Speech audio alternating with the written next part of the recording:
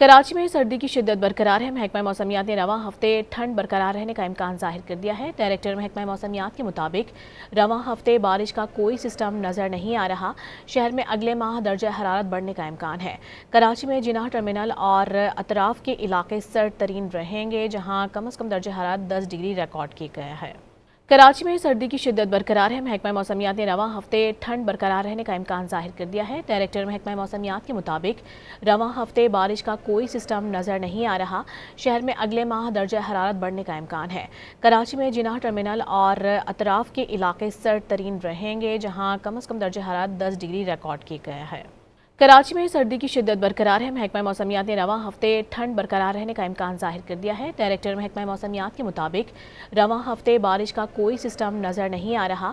شہر میں اگلے ماہ درجہ حرارت بڑھنے کا امکان ہے۔ کراچی میں جناح ٹرمینل اور اطراف کے علاقے سرد ترین رہیں گے، جہاں کم از کم درجہ حرارت 10 ڈگری ریکارڈ کی گیا ہے۔